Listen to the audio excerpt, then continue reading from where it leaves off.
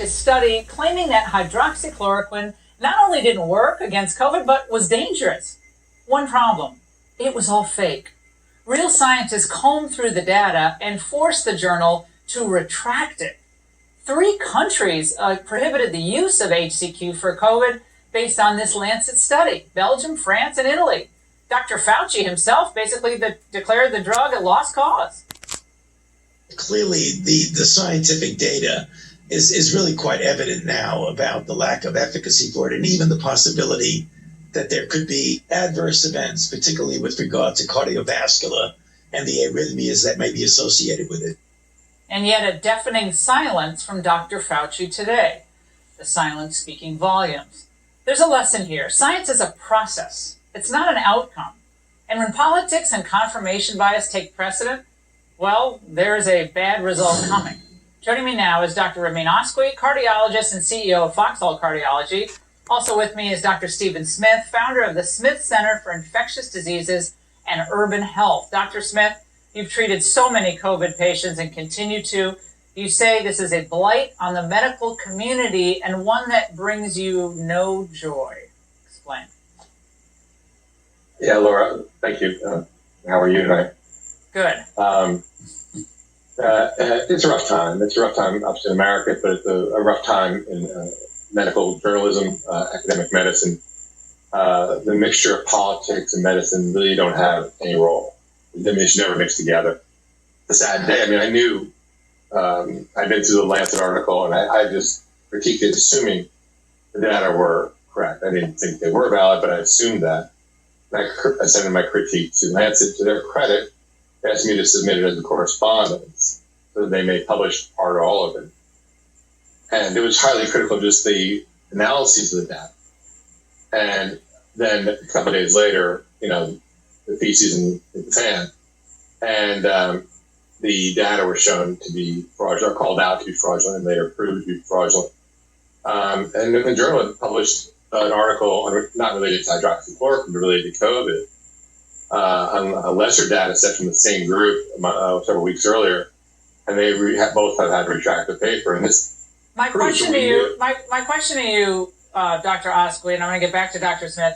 Have people perhaps died because doctors were less willing to give hydroxy in an outpatient basis? We won't know that, I guess, right? I think we may never know that, but this is medical fraud for political purpose. What these individuals did, and the Lancet and New England Journal of Medicine were party to, as was Dr. Fauci was, they spiked the use of hydroxychloroquine.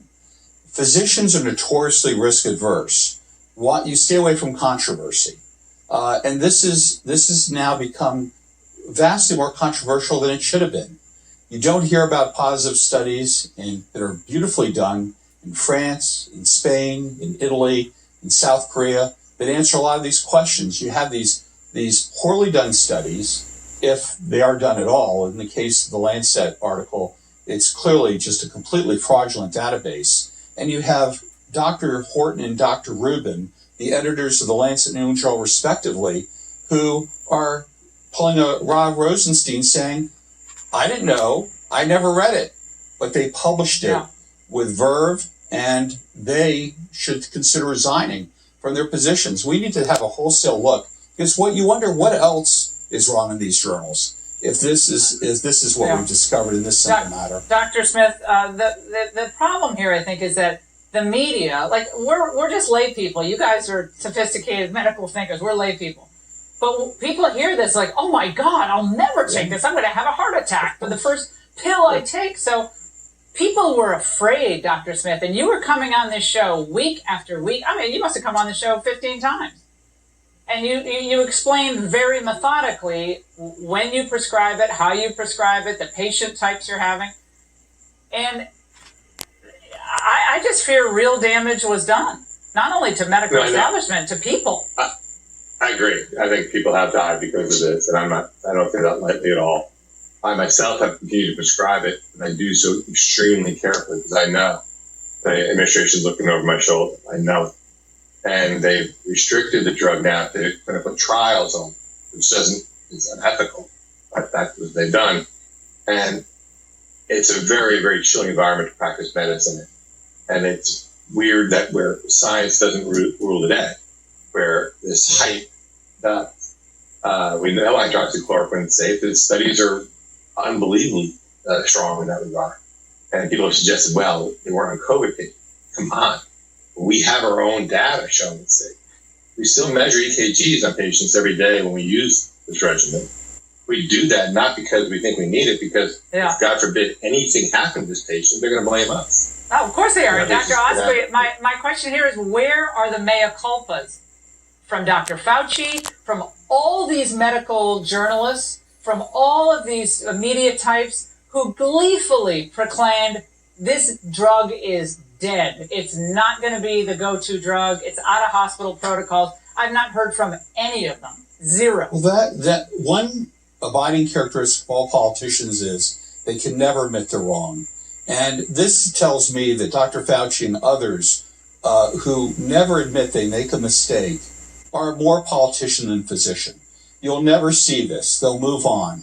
They'll never be caught out for what they've done and the real damage they've done to the trust that practicing physicians like myself have for these so-called academic experts. We got to go. All right, gentlemen, thank you both for being here tonight. And when we come back, the